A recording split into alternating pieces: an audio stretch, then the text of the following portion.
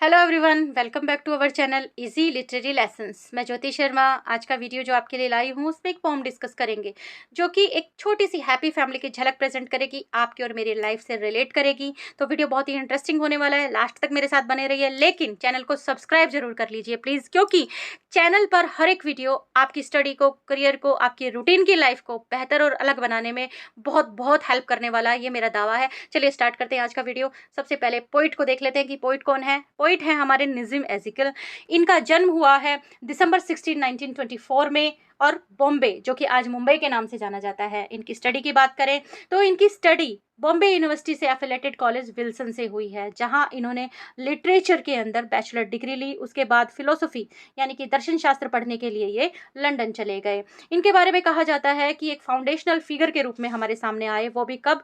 Post colonial इरा में। Post colonial इरा क्या है, देखिए थोड़ा सा बता देती हूँ कि ये 1945 के आसपास की लगभग एज है, और ये तभी स्टार्ट होती है स्पेशली सेकेंड वर्ल्ड वार के बाद में, जब वेस्टर्न कंट्रीज ने स्वतंत्रता हासिल करना शुरू कर दिया था। उस टाइम पे जो टॉपिक हमारे सामने उभर कर आते थे वो उनसे रिलेटेड लिखा करते थे, और ये स्पेशली किस में लिखते थे? इंग्लिश में लिखा करते थे, इंडियन पोइट्री को। तो ये इस चीज़ के लिए जानी मानी फिगर है। इन्हें साहित्य अकेडमी अवार्ड से नवाजा गया। साहित्य अकेडमी अवार्ड इन्हें 1983 में मिला, और जिस वर्क के लिए मिला वो वर्क है लेटर डे साम्स। इसके बाद में इनको पद्मश्री से भी नवाजा गया। पद्मश्री जो है वो इनको मिला 1988 में। आप नोट कर लीजिएगा हर छोटी छोटी चीज़ को, क्योंकि ये बहुत ही इंपॉर्टेंट क्वेश्चंस हैं, पूछे जाते हैं एग्जाम्स में।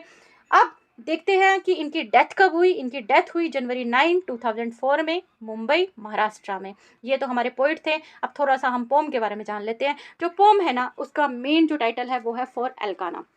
यहाँ एल्काना जो वर्ड लिया है, एल्काना शायद हो सकता है कि करेक्टर का नाम हो। यहाँ एक बच्चा है करेक्टर के रूप में, शायद उसका नाम हो सकता है कि उसके लिए, उसको डेडिकेट करते हुए शायद ये पोएम लिखी गई है। तो चलिए देखते हैं कि सेटिंग क्या है, प्लॉट क्या है, करेक्टर क्या है, पहले ये जान लें। सेटिंग की बात करी जाए तो सेटिंग अगर देखें तो अप्रैल की इवनिंग की सेटिंग है, गार्डन में शुरू होता है सीन। और करेक्टर देखें तो 3 करेक्टर है, फादर है, मदर है, 7 साल का एक छोटा सा बच्चा है। उसके बाद हम प्लॉट की बात करते हैं तो प्लॉट है कि फैमिली शाम को एंजॉय कर रही है गार्डन में, वहाँ वाइफ कुछ बातें कर रही है, बेटा आकर डिनर के लिए जिद करता है। उसके बाद एक कन्फ्लिक्ट पैदा होता है, वो क्या है कि मदर फादर दोनों चाहते हैं कि उनका बेटा डिसिप्लिन्ड हो, लेकिन एक दूसरे से कहीं ना कहीं डिसएग्री हो जाते हैं। देन रिजोल्यूशन हमारे सामने आता है कि फादर बेटे का बिहेव देखकर कंपेयर करता है कि बेटा बाप पर ही गया है, और फिर माँ एक छोटी सी हल्की सी हंसी के साथ सब कुछ नॉर्मल कर देती है। चलिए लाइन बाय लाइन एक्सप्लेनेशन करते हैं और एंजॉय करते हैं पोएम को। देखिए शुरू होती है the warm April evening. The warm April evening का मतलब क्या है कि यहाँ इस लाइन से आपको ये समझ में आएगा कि पोम जो है वो नेचर से रिलेट कर रही है। यहाँ नहीं, यहाँ पे जो थीम है वो नेचर से रिलेट कर रहा है। द वार्म अप्रैल इवनिंग यानी अप्रैल का महीना है और थोड़ी सी गर्म है, और वो भी शाम, यानी शाम का टाइम है, अप्रैल का महीना है। हम लोग पार्क में हैं, बाग में हैं, जहाँ भी हैं, बाहर हैं। वहाँ हवा की बात कर रहे हैं क्योंकि tempts us to the breezes. Breezes की बात कर रहे हैं। ब्रीजेस होती है स्लो मूविंग विंड्स, यानी बिल्कुल हल्के हल्के मध्यम मध्यम जो हवा चलती है उसको ब्रीजेस बोलते हैं। वो हमें टेम्प्ट कर रही है। टेम्प्ट का करने का मतलब होता है अट्रैक्ट कर रही है। इसका मतलब कहीं बाहर ही है वो लोग। लॉन की बात हो रही है क्योंकि आगे जिक्र आएगा थर्ड लाइन में कि वो लॉन में है, और वहाँ उनको ठंडी हवा जो है वो अपनी तरफ आकर्षित कर रही है। वो वहां पर क्या कर रहे हैं? साउंटरिंग। साउंटरिंग जो शब्द है इसका मतलब होता है टहलना, कि वो टहल रहे हैं लॉन में। We drag our chair down. देखिए वीडियो जब स्टार्ट हुआ तभी मैंने आपको बताया था कि पोम आपकी और हमारी लाइफ से रिलेट करती है। कैसे? देखिए हम यूजुअली क्या करते हैं, जब कोई आता है किसी के लिए चेयर लेके जा रहे हैं, या फिर हम खुद बैठने के लिए चेयर लेके जा रहे हैं, तो बहुत बार ऐसा होता है जनरली हम चेयर को उठाकर नहीं लेके जाते, उसको घसीट कर लेते जाते हैं। तो ड्रैग का मतलब होता है घसीटना, कि हम चेयर को घसीट कर नीचे लेकर गए, कि लॉन के अंदर लेकर गए। जैसे मान लीजिए घर में नीचे लॉन में उतरने के लिए घर से चाहे 2-3 सीढ़ियां बनी होंगी, वहां से वो उसको घसीटते हुए लेकर आए हैं। The stone steps. अब स्टोन स्टेप्स क्या है? स्टोन स्टेप्स क्या है? ये जो आपको दिख रहे हैं ना, ये पत्थर से लगे हुए, they are called stone steps. यानी पत्थर रखे हुए होते हैं, उनके ही स्टेप बनाए जाते हैं, जिनके ऊपर हम स्टेप रख रख के चलते हैं। They are called stone steps. And plant them there, कि चेयर को हम वहीं पे प्लांट कर देते हैं, वहीं पर रख देते हैं, जचा देते हैं। कैसे जचाते हैं? देखिए अनइवनली, कि हमने चेयर रख तो दी लेकिन रखी कैसे है? अनइवनली, यानी उनको अरेंज्ड मैनर में नहीं रखा है, सही तरीके से नहीं जचाया, रख दी कोई यहाँ कोई वहाँ, इस तरीके से। टू सिट और रादर स्प्राउल। कि देखो दो वर्ड है सिट और स्प्राउल, देखा जाए तो लगभग लगभग एक जैसे ही होते हैं। सिट होता है बैठना, लेकिन मैनर्स से, यानी बिल्कुल तरीके से बैठना। स्प्राउल क्या होता है, एकदम पसर कर बैठ जाना, जैसे हम घर में बैठ जाते हैं कई बार, किसी के घर जाते हैं तब तो हम सिट यानी आराम से बैठते हैं तरीके से तमीज से, लेकिन स्प्राउल क्या है, अपने घर में हाथ फैला के बैठ गए, पैर फैला के बैठ गए, ये होता है sprawl. In silence till the word begin to come. बिल्कुल शांति है जब तक शब्द नहीं आए निकल कर, यानी बिल्कुल शांति थी। हम कहीं मियाँ बीवी दोनों बैठे थे, बिल्कुल शांति थी। फिर शुरू कौन करता है, माई वाइफ, मेरी वाइफ बोलना शुरू करती है। एज इज हर वे, जैसे कि उसका तरीका ही है। क्या तरीका है, सर्वेज द सीन। अब यहाँ पे वो सीन को सर्वे कर रही है। भाई सीन कौन सा है, सीन यहाँ क्या है, लॉन में बैठे हैं, तो सीन क्या होगा, नेचर, कि नेचर को देख रही है इधर उधर, यानी घर के आसपास कुछ भी है ना उसको देख रही है, नेचर को देख रही है।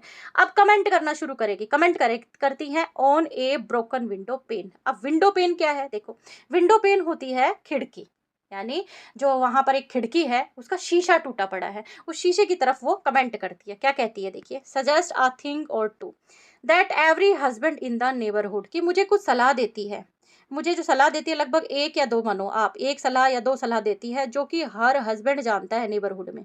अब देखो, अब हर हस्बैंड नेबरहुड में जानता है, इसका मतलब क्या है, इसका मतलब ये है कि मिडिल क्लास फैमिली के अंदर हस्बैंड वाइफ कहीं घूम रहे हैं, घर में बैठे हैं, जहाँ भी वो बातचीत कर रहे हैं, अगर घर की बातचीत कर रहे हैं, तो वाइफ अगर किसी चीज़ के बारे में डिस्कस कर रही है, जैसे कि यहाँ पे उसने टूटी हुई विंडो के बारे में डिस्कस किया, विंडो के शीशे के बारे में डिस्कस किया, तो कहेगी क्या, भाई कोई भी हो, वो वाइफ क्या कहेगी टूटे हुए शीशे को देखकर, यही बोलेगी कि टूटा पड़ा है ये शीशा, इसको बदलवा दो, कितने दिनों से कह रही हो आप इसको चेंज ही नहीं करवा रहे हो, यही चीजें तो होगी ना।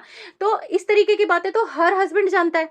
तो ये क्या कह रहा है कि भाई हर हस्बैंड जानता है इस बात को, knows exactly how to do, हर हस्बैंड को पता है कि क्या करना है, शीशा टूट गया, खिड़की को बदलवाना है, शीशे को बदलवाना है, सब जानते हैं। लेकिन एक चीज है, एक्सेप्ट, क्या नहीं जानते, ऑफ कोर्स क्या नहीं जानते, कि द मैन शी लव्स, कि वो आदमी जिससे वो प्यार करती है, हु हैपन टू मी, वो कौन है, वो मैं हूं।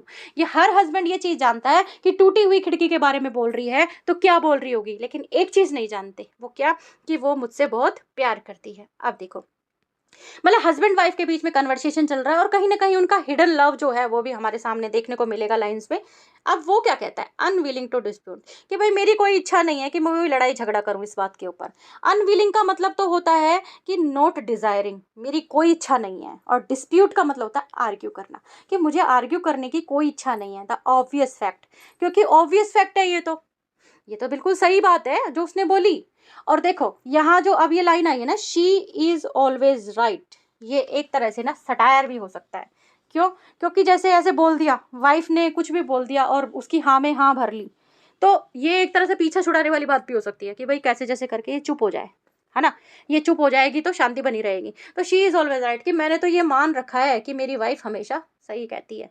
I turn toward the more, मैं तो दूसरी तरफ ध्यान देने लग गया। इसका मतलब क्या है कि यूजुअली हस्बैंड वाइफ में ऐसा होता भी है कि वाइफ है कुछ ना कुछ चटर पटर बोले जा रही है, लेकिन हस्बैंड क्या करता है, हस्बैंड उसकी हाँ में हाँ मिलाता रहता है, ठीक कह रही हो, हाँ हाँ ये बात भी सही है, हाँ ऐसा कर देंगे, मतलब इस तरीके से उसकी हाँ में हाँ भी मिलाता रहता है, और साथ के साथ क्या है, वो अपनी किसी और ही धुन में खोया रहता है। तो I turn toward the more, कि मैं कहीं और ही ध्यान दे रखा हूँ। अट्रैक्टिव व्यू, अट्रैक्टिव व्यू का मतलब क्या है, वहाँ जहाँ वो लॉन में बैठा है ना, लॉन के अंदर कहीं ना कहीं, मतलब उसका जो सिनेरियो है उसके अंदर कहीं उसका ध्यान है, फूल में, पत्तों में, पक्षियों में, कहीं ना कहीं उसका ध्यान है। Attractive view that opens up behind my eyes and shut her out, कि मैं उसकी तरफ भी ध्यान दिए हुआ हूँ और मैं चारों तरफ भी देख रहा हूँ।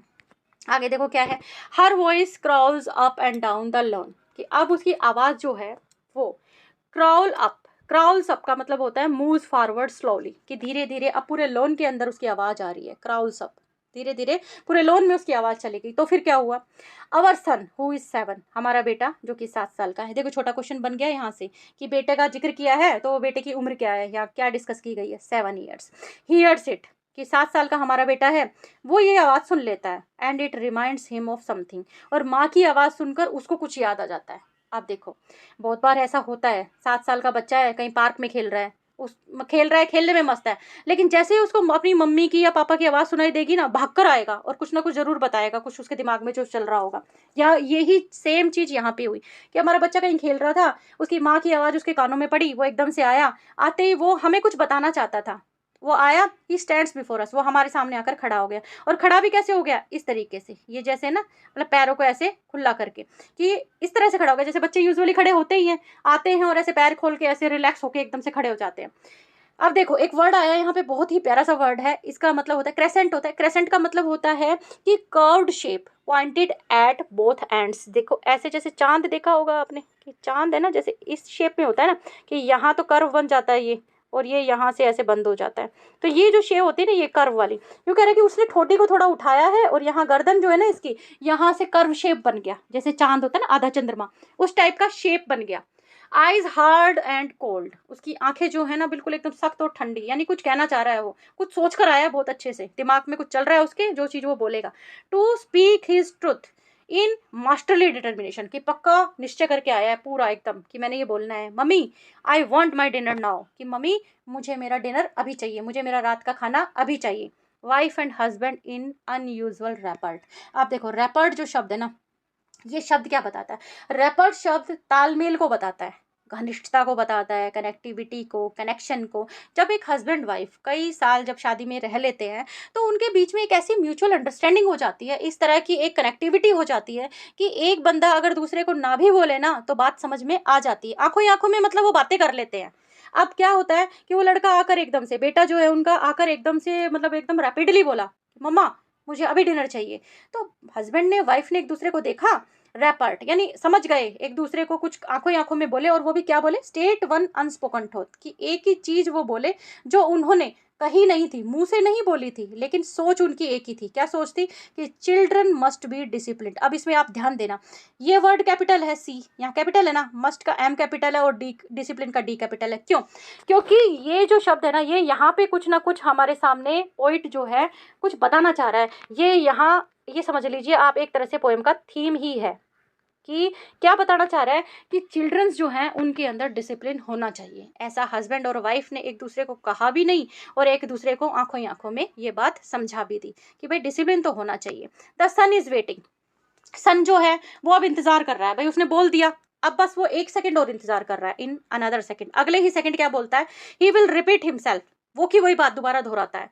वाइफ वेग्स अ फिंगर, अब वाइफ क्या करती है, अपनी उंगली उठाती है, मतलब जैसे उंगली पॉइंट आउट करके नहीं बोल देते हैं कि रुक जा एक मिनट, इस तरीके से wife wags a finger formally delivers verdict, कि फॉर्मली है ना एकदम से सख्ती से एक चीज की मतलब घोषणा कर देती है, एक चीज का जैसे हमारे सामने डिक्लेरेशन कर देती है, कहती है रुको, वेट यानी इंतजार करो, in 5 minutes I will serve you dinner, कि 5 मिनट के अंदर मैं तुम्हें डिनर दे रही हूँ।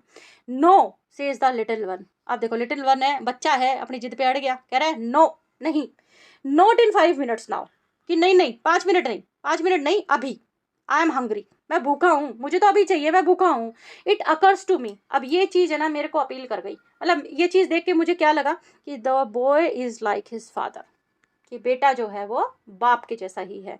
आई लव हिम, मैं उससे प्यार करता हूँ, as I love myself, कि जैसे मैं अपने आप से प्यार करता हूँ। हर इंसान है अपने आप से सबसे ज्यादा प्यार करता है, तो ये कह रहा है कि जितना मैं अपने आप से प्यार करता हूँ ना, उतना ही मैं उससे प्यार करता हूँ।